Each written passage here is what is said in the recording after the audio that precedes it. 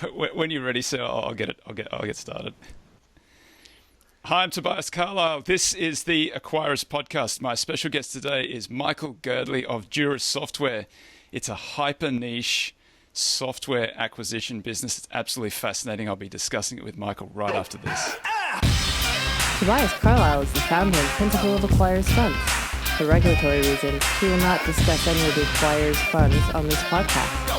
All opinions expressed by podcast participants are solely their own and do not reflect the opinions of Acquirers Funds or affiliates.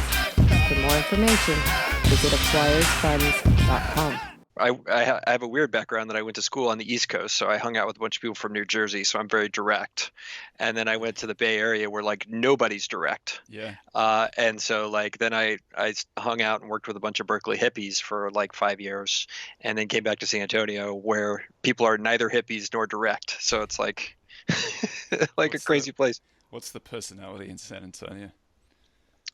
It's very much, I don't know if you've spent time in Houston, it's very much kind of a Houston, down to earth, very nice, kind people, but very much determined in terms of how they approach life. The other thing that's weird about San Antonio, we have almost 70% of the population is Hispanic. So it's like a huge Mexican-American influence. So a lot of the things that are kind of natural in terms of like the Hispanic sense of humor and stuff like that, you know, when I lived in the Bay Area, like people don't joke around like the Mexican Americans do. And I would like talk to a Chinese American person and they'd be like, that's not funny. I'm like, well, the Mexicans thought it was hilarious, you know?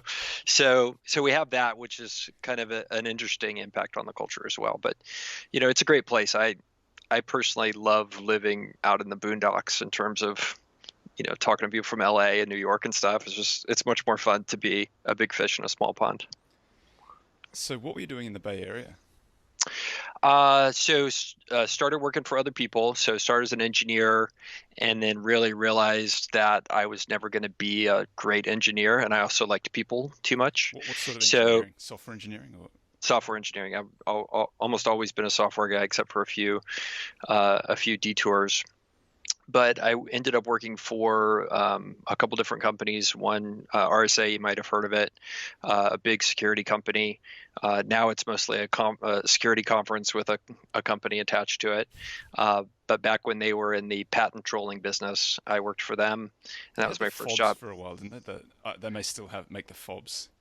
So the fobs are actually the company. They came from the company that bought RSA. Okay. So RSA itself was this amazing business that there's this thing called the Rsa Algorithm, which came out of these 3 MIT professors, and they had a patent on this thing. So they went and got everybody to use that for SSL and all the underlying security for the internet. It's asymmetric encryption. And basically what they were able to do is just extort out of corporate America hundreds of millions of dollars a year until the patent ran out. And so the company that bought the patent troll company was a company called Secure ID, which did the fobs, right. And then they took the RSA name. So yeah, that was my first exposure to like unfair games and like the businesses I wish I owned. So you were a software engineer there, or you a product guy there? Initially a software guy. In terms of engineering, I started, we were selling a product specifically towards developers. So I started in a role that was engineering, working with other companies' developers. So almost a solutions engineering role. And then I moved into a marketing role there. And then I ended up leaving that company to go work at a middleware company called BEA, which is now part of Oracle. And I was the product manager for a product called WebLogic. When were you at BEA? 98 through 99 through 2003. Because there was BEA. I had some friends who worked at Plumtree who got taken over by BEA, and one of them is Jay, who's the president of the big Australian software engineer. It's just the big software firm. It's just slipping my mind. They make Jira, and you know who I'm talking about? Oh, Jira, like JRA. Atlassian is who you're talking about? Atlassian, yeah. He's at Atlassian. He came through Plumtree and BEA. Worked with a few friends of mine, Prasanna Srikanta, who worked for Peter Thiel in his macro hedge fund for a while. Yeah. I don't know if you crossed over with those guys or not. No, they may have. I think, you know, Plumtree was probably one of the acquisitions after I had left or towards the end of when I was there. Yeah, my last role there was like a strategy role, which like most strategy roles, I had a hard time figuring out what to do with a strategy person because the CEO wants to be in charge of strategy. So in retrospect, whenever I hear somebody say like, I'm going to take a strategy role, I'm like, don't do it. Bad idea. It's a great way to get fired. Unless you're just going to repeat what the CEO tells you, don't do it. How did you switch over to the investment side? Um, so, I that first phase was working for other people in my career. The second phase was working, um, being a CEO. And I realized that where I want to live is kind of at the intersection of ops and asset allocation. Like I don't really want to do either. I don't find either one by itself very, very interesting. And the way I started to get into that was around 2012. I started to do angel investing, and that was really to where I've never had any interest in public equities, and I know other people really like public markets. I find them incredibly boring, but private equities are much more interesting. So I started doing angel investing, specifically giving, $10,000 and $25,000 checks to dudes and ladies with laptops and PowerPoints. And what anything interesting come out of that?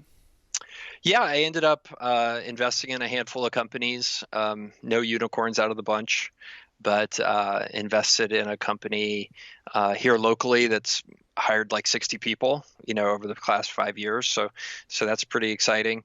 And then I've had some duds. I had one company that gave me back half my money. I was pretty excited about that. That I think I was the only investor when they called and they're like, I have great news. The company sold for pennies on the dollar. You're going to get half your money back. And I was like, yes, this is a huge win. Even liquidity is a win. Any Yeah, liquidity is a win. Even crystallizing the tax loss is a win. totally the case. So I was, they were like, why are you so excited? I was like, well, your other investors will be after they get some more bumps and bruises. So, but yeah, a handful, the company that I'm very proud of, this one locally that does they basically do telemetry systems for vending machines. Really very boring business, but it turns out most vending machines were built before the 80s and they have no ability to take credit cards, or you don't even know what's going on in them. So, they've built a whole business around that and turned it into micro markets and all this stuff. So yeah, they're called Parallel Systems. They're here in San Antonio. Totally fun little business. So how do you transition from sort of part-time angel investor to, is it Dura Software? Mm-hmm. So Dura is what we're working on now. So I co-founded that with a couple of guys who are former rackers. So one's the CFO and one's the CEO. And it kind of puts me in the right role for me, which is board chairman, which is, I want to live in the asset allocation world a little bit, and I want to live a little bit in the ops world. So what I think I do pretty well is finding kind of the right opportunities around that, and then convening really the right team. So, my co-founder Paul also invested in the business, and he is the CEO. And I think what I saw with Dura is there was this whole asset class of these little software businesses that by themselves were amazing businesses, but nobody was really set up to exploit them. And so we went with this idea of going and acquiring and building a big business out of all these little tiny software companies. So what is it? Is it constellation like? Is it like acquisition level, or is it more expansion capital, or where do you sort of fit into the ecosystem? Yeah, a good way to think about us is we do what Constellation does, but where they do a couple things different than us. So first of all, Constellation is very upfront about saying they're in the vertical market software business. So we're not stupid enough to try to compete with Mark Leonard and those guys. Their cost of capital is much better than ours will ever be. But we saw that there's this other category of software that is more horizontally focused. We call it hyper niche software, and that's branding. So we do what we do. But basically, we go for these very niche use cases that Google, Microsoft, Facebook, they're never going to want to be in that business because it's maybe a $10 million TAM. So, for example, our very first acquisition of a hyper niche product was this piece of software that's used to manage very large fleets of multi-purpose single user devices. So like kiosk and digital signs. So like if you're going to have 50,000 of these things, we went and bought this company does a few million a year in revenue, and brought them into the fold and deployed our operating model there. So we're more of a horizontal play, whereas Constellation and other folks that are other software accumulators, they focus on vertical. So you guys are operating these businesses when you acquire them. Mm-hmm. Yeah, and that's where I think we're able to unlock the value. So, over the past 20 years, it's gotten really easy to build a software business from a technology standpoint. AWS, all the tool sets, all the libraries, they make it really easy to do that. But what hasn't gotten any easier is those technologists who build those businesses, it hasn't gotten any easier for them to operate them. Sales is even harder than it used to be. It's not like you can just spam the world or buy display ads and hope your customers are going to magically walk in. So the insight there is, because we're operators, and my co-founder Paul, he used to run all of Rackspace's support, like he understands how to run teams. So what we do is we bring these businesses in, and they all need some work, and we deploy kind of our operational excellence into them, and then turn them into nice little businesses that we keep and grow forever. So let's just talk about what's the difference between, you describe it as hyper niche, and you're prepared to look at the horizontal market. And folks who listen to this show will know that Constellation focuses on the VMS, the vertical. Can you just talk a little bit about the difference between vertical and horizontal? Yeah. So vertical software is typically focused on a specific industry. So Constellation, which is a great business, they have a whole B2G department or B2G division, or they may have a healthcare division, which is just software that aims at healthcare type of that industry, right? So that could be anything from practice management software to benefits management, any of that kind of stuff. So they focus there. And that's fine. So, our horizontal play realizes that in the vast world of software, there are a bunch of things that are horizontal across all these industries that aren't specific to one, but have a common use case that you'll see across all of those. Like accounting software or something like that? For example, or you can have, like for a hyper niche example, there would be like, let's say you have compliance software that automatically scans all your financial statements to make sure that you're compliant with stuff, right? That would be a very hyper niche type use case. Or what I talked about before, everybody needs kiosks or these kind of large scale digital signage deployments. So our product Moki, which is device management for those type of deployments, like that is a very narrow kind of thing that spans across industries. So that's what a horizontal thing is. It goes across multiple industries. Is that what Brent Bishaw describes as the tastes like chicken layer of business? Is that what you're trying to? For sure, yeah. But we're like interested in like the wishbone part that's like unique to a chicken, right? It's just like, okay, because then you don't ever have to worry about, is Google going to come in and crush you, right? Because we're not going to out engineer them, and that's not really intention anyway. So when did you start up, and what was the plan when you got going? Yeah, so we started about 2 years ago now. So, I think the original plan was let's create a set of incremental experiments that we're going to run in the market and really try to understand, like, is there something here? And I'm a huge believer whenever you are going to ask other people to eventually buy into what you're doing, the best thing you can do is put your own capital to work, or at least at a meaningful level. So what Paul and I did, and we had gotten introduced by a great guy here in San Antonio, a man named Graham Weston, who's like the former chairman of Rackspace, kind of the godfather of the tech scene here, as big as it is. And he said, hey, Girdley, you need to meet this guy, Paul. And we went and had lunch, and I was like, hey, I'm working on a project. I think there's a business opportunity around these hyper niche software companies. Do you want to work on it with me? And so he and I just were like, okay, you have some money, I have some money. Let's go out and commit it and buy one and see if it works. And so we spent about 6 months trying to find one, and ended up buying the first one called Moki. What makes it hyper niche? Yeah, so we define that as a whole set of characteristics there. So first of all, it's mission critical, meaning that we don't want to buy anything that's going to go away during a recession. So second of all, we focus only on B2B software. So we're not interested in B2C. It's not that those aren't good businesses, but I find them very boring. So maybe maybe I'd be a better capital allocator if I wasn't so emotional about certain things. But I'm not interested in working on boring stuff. Second of all, it's a very narrow use case, right? That we see that it spans multiple industries. It's not something that's going away. And then lastly, it fits a certain size. So, we're not interested in buying into $500 million TAMs, total addressable markets. Like, we are totally happy with being the number one software vendor in an $8 million TAM, right? And there's some logic to that because $8 million TAMs aren't interesting to PE, they aren't interesting to VCs, and they sure as heck aren't interested to the big boys. And how are you determining that the TAM is only $8 million? Is it literally like a geographical location, or is it how does it work?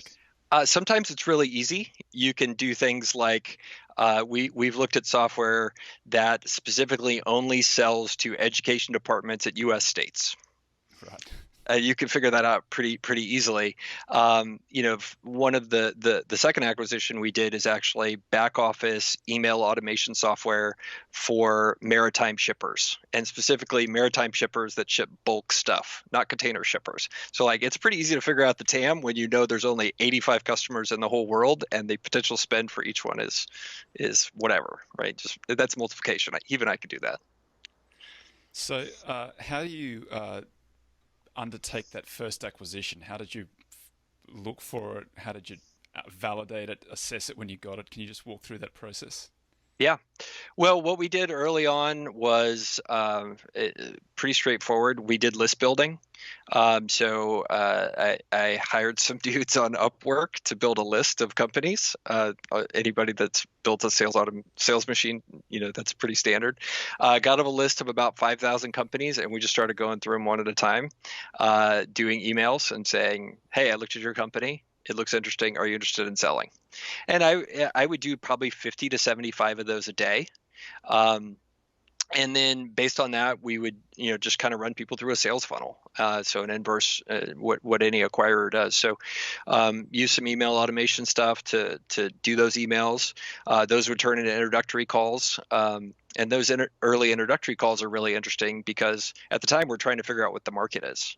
And those early calls, I think, are really interesting because, after the fifth one where I ended up talking to a seller and I discover there's this vein of people who will sell, but only for a crazy price. Well, I'm not interested in buying anything for a crazy price. So then we start to move people after those introductory calls through the rest of the process. Well, let's talk about a crazy price. How do you know it's a crazy price and a good price? How do you make that assessment? Yeah, well, I think just like any other investor or capital allocator, you want to have a margin of safety. But at a very basic level, you can put together, a discounted cash flow model on these businesses. They're pretty easy to model out. We know how to do that just because we've spent a lot of time in business and also dealing with these types of software companies now. But based on that, it's not very exciting for me to go pay 20 times EBITDA for something that's not growing quickly. I can 5%. I can get that other places if I really want to put in the S&P. So what's a good price? I think like most acquirers, we're looking to see a reasonable IRR. Somewhere above that 20 to 25% return rate. And that gives us a margin of safety. Part of the reason we keep that number pretty high, like most private equity does, is because I want to have the opportunity to be 100% wrong and still turn out okay. So if your worst case is that you end up in teens or 10 or 12% IRR, well, that's okay, right? You at least aren't going to get your risk of ruin is minimized.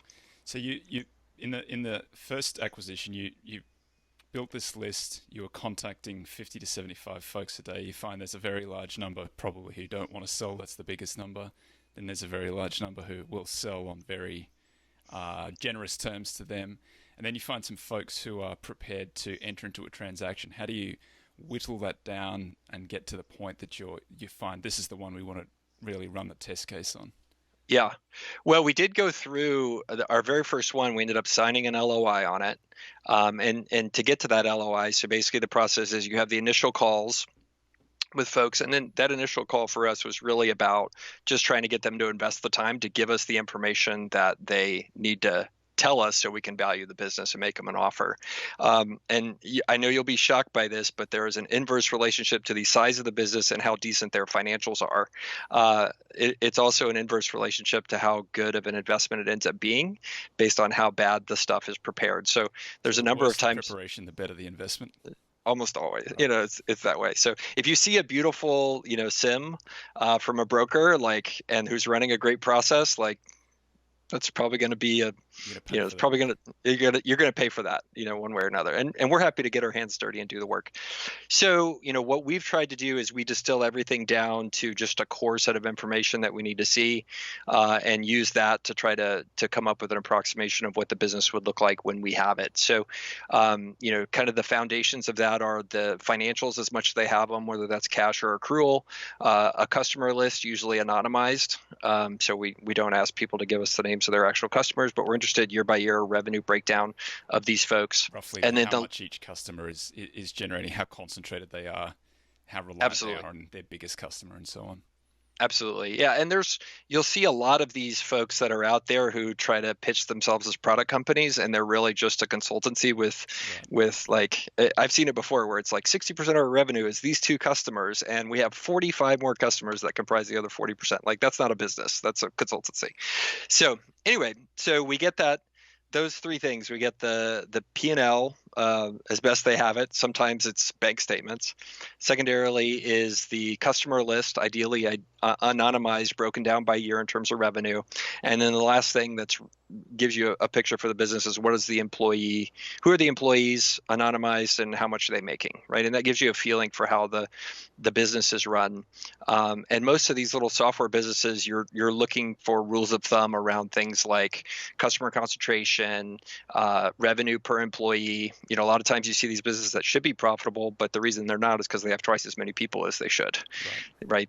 That's not a business, that's a charity. So we talked about that as a possibility too. And then you use that's the stuff you can really use to figure out how the model of the business will work out inside of, our operating model. And so that's what we did with Moki. We figure out an operating model, put together a financial model, and then use that to come back and say, okay, here's what we can pay for the business and you present an LOI to them at that point. And how many acquisitions have you undertaken over the last 2 years? We have 3 that have closed, and we have 2 that are preparing to close. And so the rough numbers are, say you start out with a list of 5,000. Have you worked your way through the entire list to this point? Our list has actually gotten really big. It's one of the things that I'm actually super optimistic about this space, right? So we talked about this idea that very few people have the structure like we do to do these acquisitions. Most people don't want to be in $3 and $5 million a year software businesses. Most people don't have the execution ability, and we could talk about that. That's kind of one of the big barriers to entry here. The number of people that talk about doing acquisitions that actually do them is hugely different. And then it turns out the third thing is the number of these software companies is much bigger than anybody really imagines. So one of the databases that we use has over 100,000 software companies globally that are under 5 million in revenue. Wow. So yeah, so we've kind of just barely scratched the surface, but nobody really cares about them, which we do. Let's talk about the What's the execution differentiator between you and some of the folks who are just talking about it? Yeah. Oh, in terms of getting deals done? Or just to follow on from your thought a little bit earlier. Oh, that there's a huge gap between the number of people who talk about doing acquisitions and the ones that actually do it. Sure. Yeah. Look, it's kind of one of those things where when I talk to people, they're like, "Okay, have you done any deals?" And yeah, we've done 3, and we've got 2 more in progress. They're actually kind of shocked because so many people just talk. But look, I think it's a combination of it's a unique combination of things. You have to be very comfortable with making an uncertain bet on an acquisition. I mean, these are big checks we're writing, $2, $5, $7 million checks, right?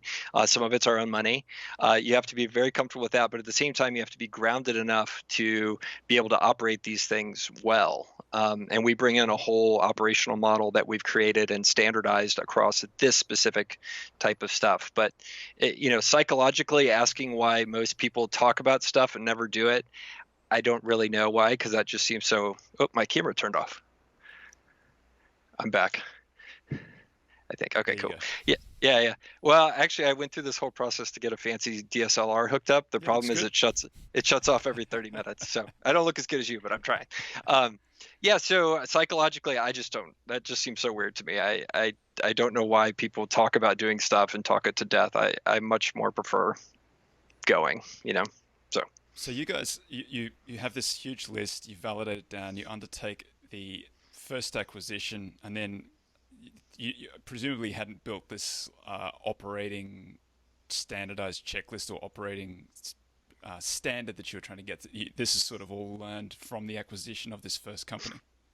Yeah, so some of it is from the acquisition. So I'd say the software specific stuff is there. One of the things I brought is kind of what we talked about with Brent's idea of everybody has the same kind of 10 problems. So I did bring an operating model that is standardized that we use for everything around hiring, culture measurement, employee measurement, how we run team meetings, how we do strategy. All of that stuff is an operating model that I learned in my small business days that we've brought in and we use. And we basically, it allows us to just treat every single little software business, even though it has its own CEO who is running it very entrepreneurially, we give them the playbook that they have to run. So all they do is they're not worried about how they're going to measure customer satisfaction. They're worried about how they're going to make their customers happy, right? Which are two different things. So we give them a playbook, and that's kind of that niche that we fit in. We're an accumulator of these software assets with a bit of standardization in terms of the centralizing of stuff, but at the same time, we're very entrepreneurial that each business has its own head, but we give them kind of the playbook that they need to run. And so are you so once you acquire them, you said they're giving you bank statements in the acquisition, but you're running. You then make them hook up to QuickBooks or something like that, so you can monitor that all remotely. Or how does that work? Is it as standardized as that? Yeah, so what we do is our finance and accounting is centralized. So that's part of the power of our operating model, which is unlike a fund, we're a centralized operating company. So there's a lot of advantages to doing it that way. So we're a C Corp. So what we can do is we can take some of those general purpose things like finance, HR, accounting, facilities, and we put that all into a centralized thing that lives in the third co-founder's office, the CFO. And so he is the one running all of that finance and accounting for the individual businesses because we don't want the CEOs to be spending their time worrying about that. So that's how we transition them oftentimes from having accounting that's the how much is in my checkbook accounting to like how do we have audited professional P&L statements that are trackable on a quarterly if not monthly basis.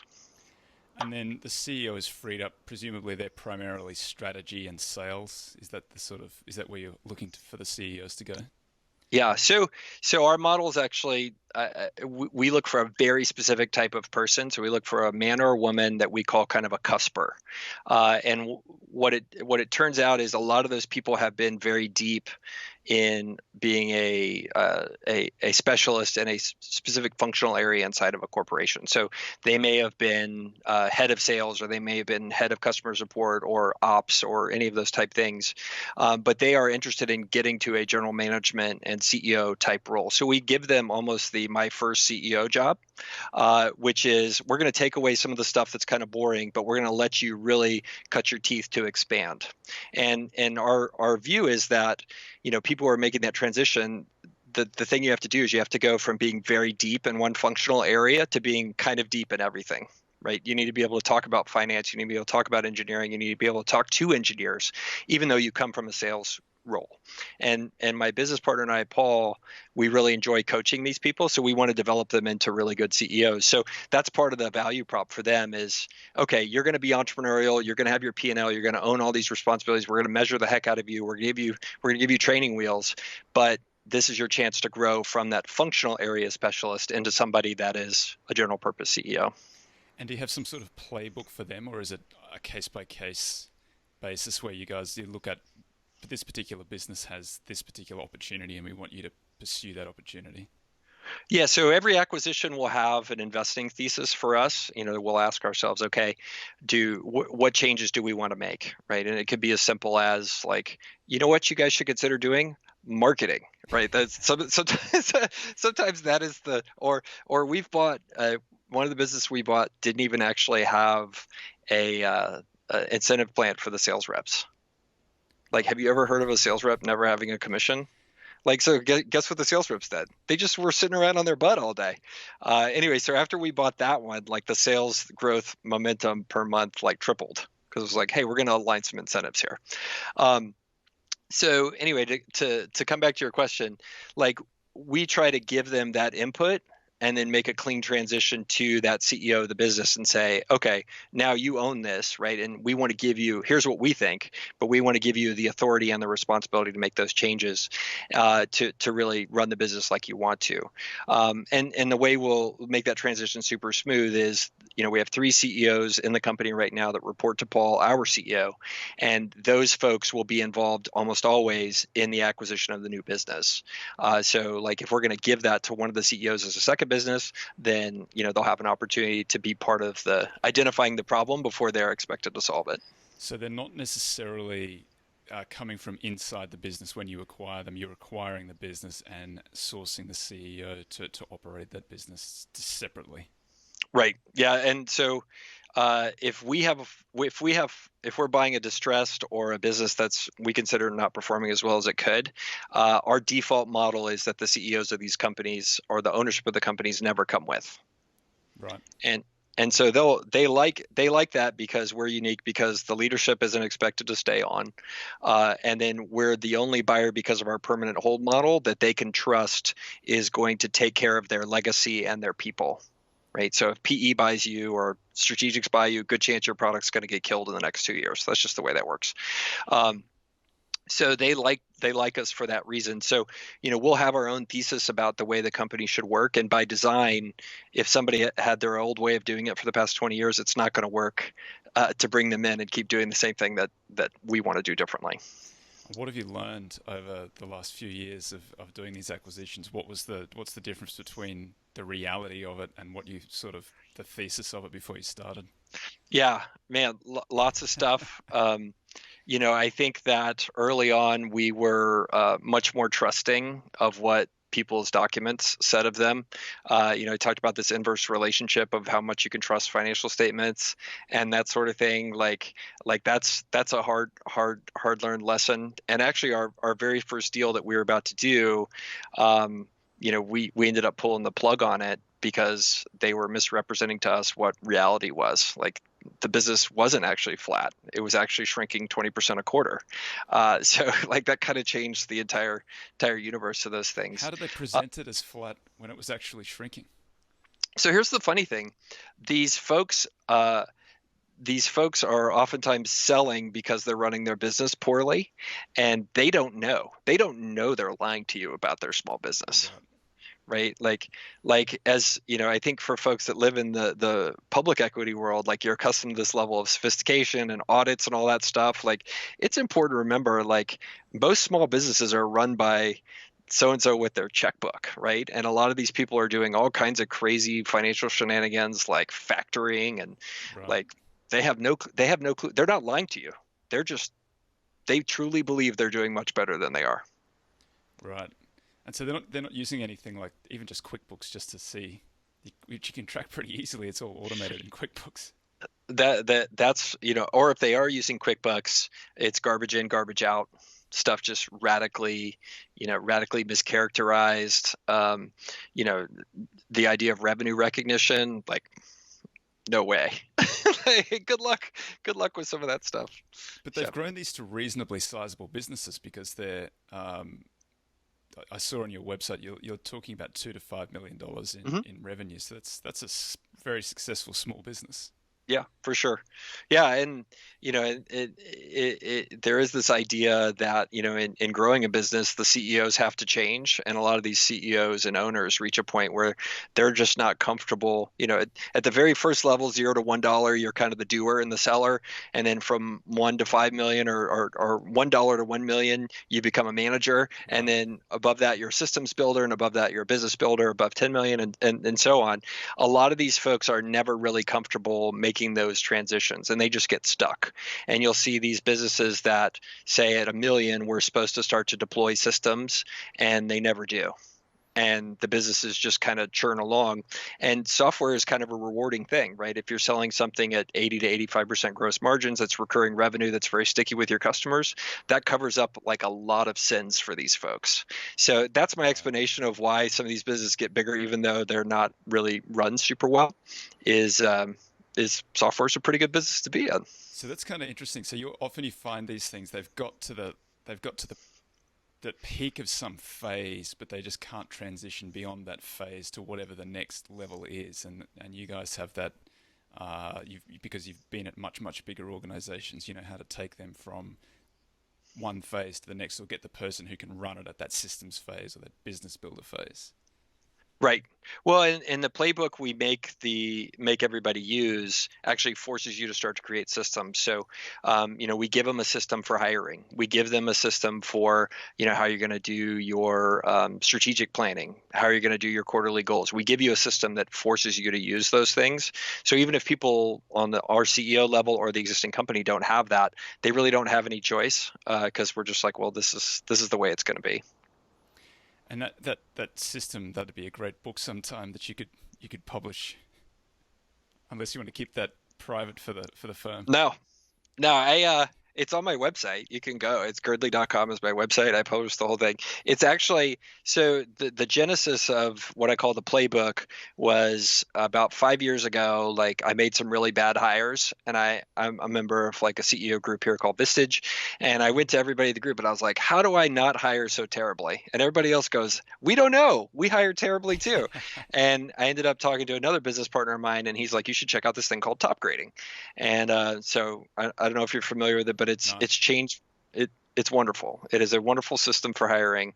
And so that started me on a quest to go out and say, like, why am I solving all of these problems that other people have solved? If there's a system out there for hiring, why don't I just go find the best of that thing and use it? If there's a system out there for strategic planning for SMBs, I can't be the only person that's ever had that.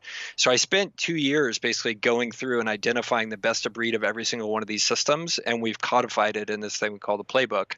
And yeah, I publish it on my website. It's just like different people's books and different people's systems. Well, that's brilliant. I'll make sure I link to that in the show notes. That sounds very interesting. I'd love to have a look at that. Just taking a step back a little bit, what's your overall investment philosophy? Yeah, well, I think that I really like to play games that are unfair to me.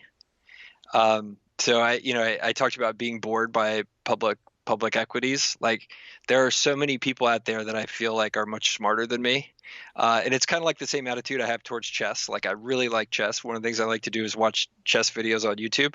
But I'm never going to be amazing, right? I don't even think I have the ability and a good enough memory to be a grandmaster or even a master. Do you have an idea what are you playing off at the moment? Oh, I have no idea. I don't even play. If you play on chess.com, it'll give you a rating. I think the highest ever used 1700. Yeah, that's pretty strong. That's strongish. That's about where I am. Yeah. Well, kudos to you. Well, I have. So it's one of my limitations in life. Actually, I'm a very future-oriented, high-level thinker, so I have a hard time remembering details. Like, I'm terrible with people's names. So it's one of those things where I want to pick the games that I'm going to invest in, where I can have an unfair thing. I'm also a really bad loser. Like, I don't like to lose.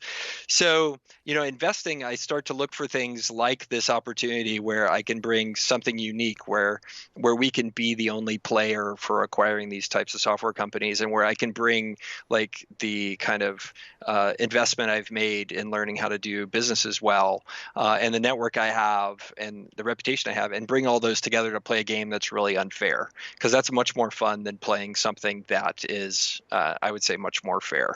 You don't want to compete on a level playing field, which is a little bit like swimming, which I saw you're a swimmer. I was a swimmer. What did you compete in? Oh, yeah.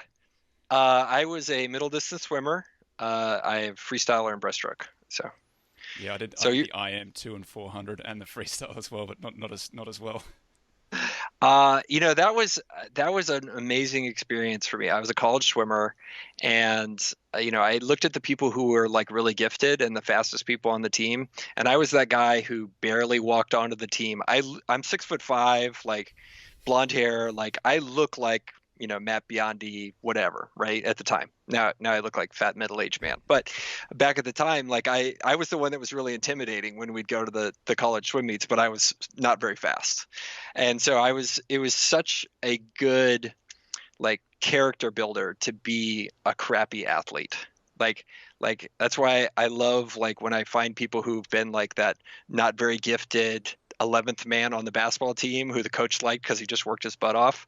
Like those are great people to hire. And I feel like I had that kind of same build up, which is, I was an extremely good, mediocre swimmer, but I got so much out of being not very good, if that makes sense. Yeah, I competed in a few 1500s and had a lot more success in 1500s just because nobody wanted to do it. Unfortunately, I was behind a couple of guys in Australia who I know, unfortunately, at my university too, and they competed in won gold medals over like 3 Olympics, so there was just no chance of even making the university team, even in that event. Very, very tough. So yeah, well, you're still swimming? Destroys your shoulders when you're young, makes it hard when you're older. Yeah, no, I actually have. It's one of my weird genetic oddities. I have hyperflexible shoulders, so I've never had shoulder problems. I do have some knee and ankle problems, but that's about it. I find swimming now incredibly boring. Yeah. I want to hang out with people.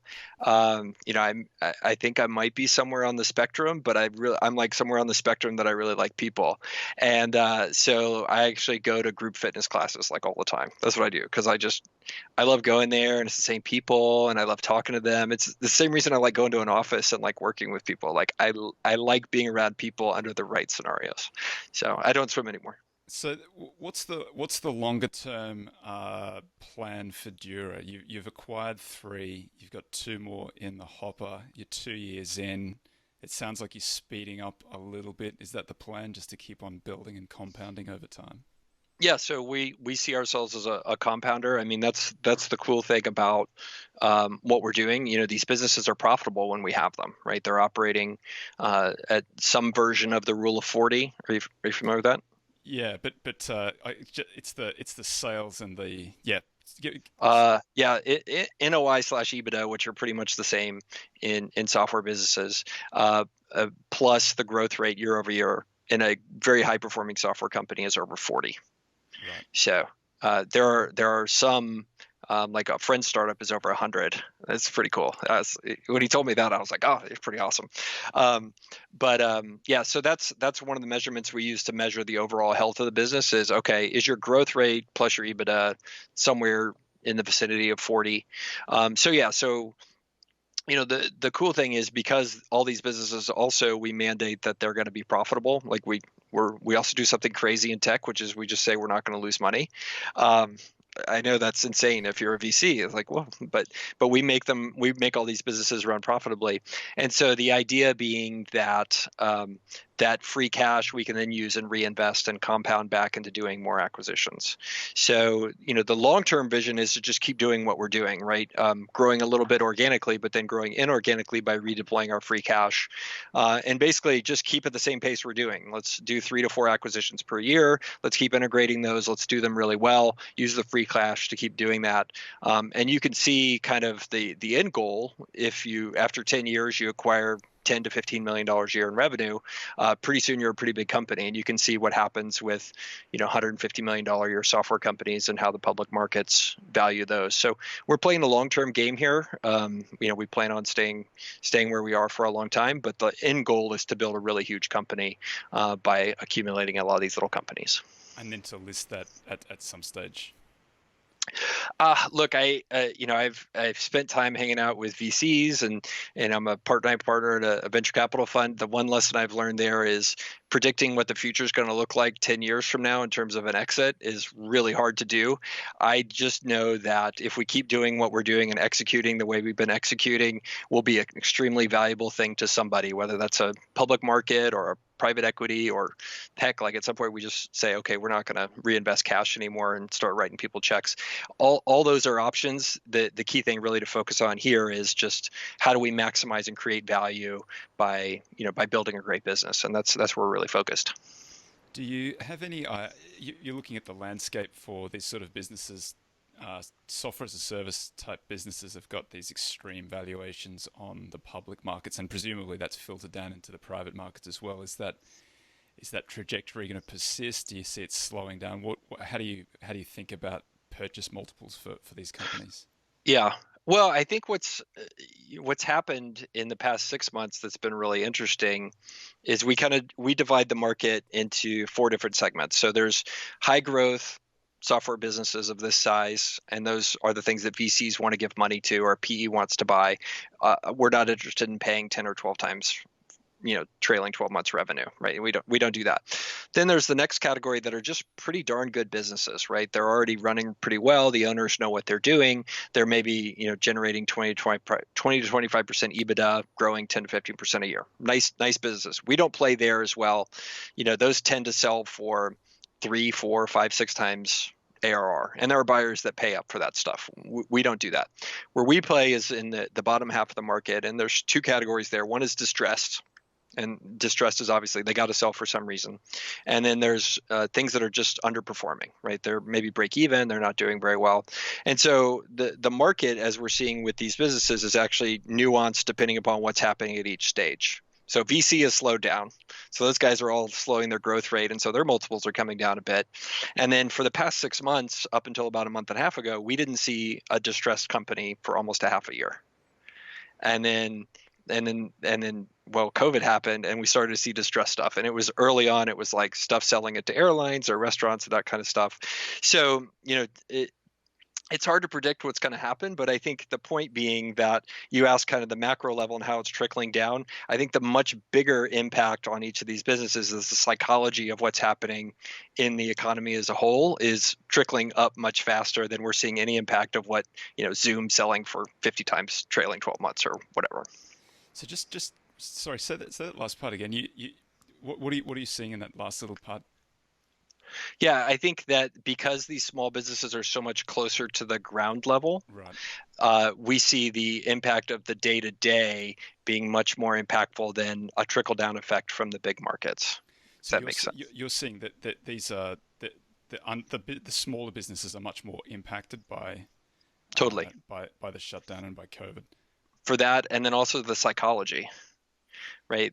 A lot of these folks, like, it's hard to value these little businesses. So it's one of the challenges we've tried to overcome is almost every single small software company owner has some friend who read some TechCrunch article that says that businesses are trading for this. And I can just tell you, they're not. They're not.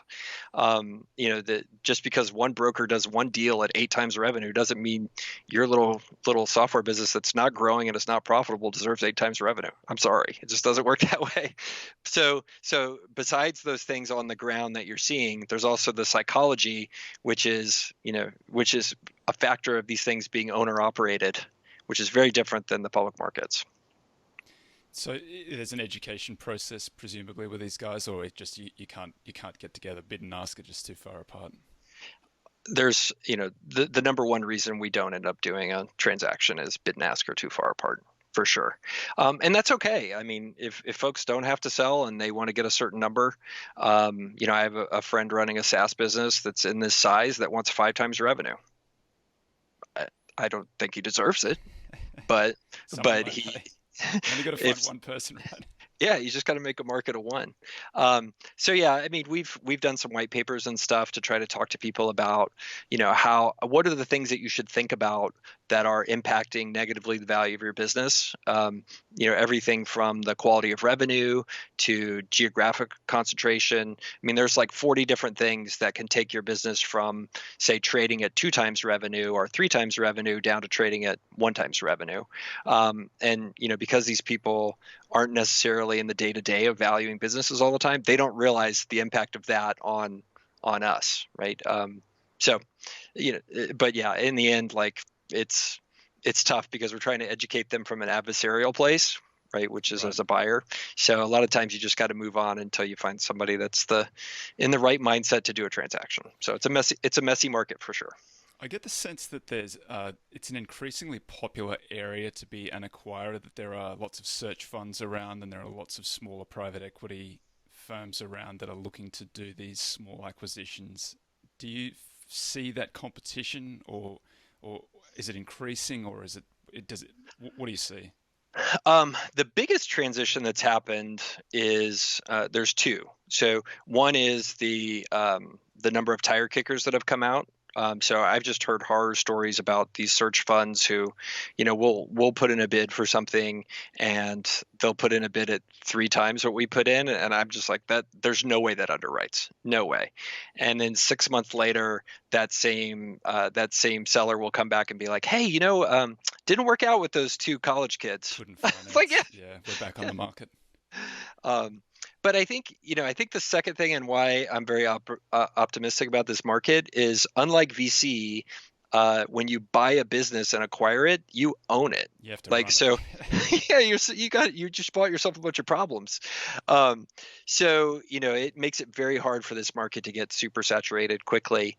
And the other thing you're seeing is a stratification and a nichification of the acquirers, right? So the stuff we like to buy is totally different than, say, what Tiny likes to buy. Like, right. we don't compete with them because, like, I think I've seen them in a deal once, just because we like to do B2B software and he likes to do fire and forget type stuff. And our operating model is different than his operating model. And our financial backing is different than his. So, then there's probably 5 or 6 other players that are kind of figuring out their own little niche, whether that's developer tools or it's there's another one doing kind of e-commerce stuff. We don't like that stuff. So that is also something that's been happening in the past few years. People nichifying for sure.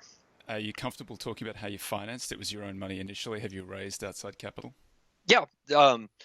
So we raised we did the first acquisition with our own money, so put our own skin in the game, and then we used that to raise about $12 million from folks. We had an oversubscribed round last summer that we've then used to do that. These businesses are also you can finance them with bank debt. So we work with a local bank here that gives us nice terms. So we're actually able to lever them up to increase returns and kind of do that from a capital utilization standpoint. So you're looking to conserve as much equity as you can in the acquisitions, put in some debt. The business, so it's like everyone is like a small leverage buyer. Do they expected to pay it back, or you don't mind? They can carry the debt for as long as they want. How do you think about the financing? Yeah, so we are that's part of the power of our model because we're a C corp. We're borrowing at the C corp level, so we get better borrowing because we can accumulate all the debt together. We can actually add together the profits to enable us to borrow better. And we're at the level now where you kind of get over that EBITDA hurdle where you can start to go to the big national banks and not just necessarily do the small business type loans. So all that's been really good. So, I mean, in terms of thinking about it, like we borrow at the top level, but then we think about the leverage on a deal by deal basis. And we're typically doing an appropriate level of, 2 to 3 turns of EBITDA in terms of borrowing, depending upon what makes sense for the business and their history and stuff like that. Do you expect to do more capital raisings on the equity side, or do you think it'll be self-financing at this stage? Yeah, so the inflection point is coming up to where the self-financing happens in the next 9 months or so.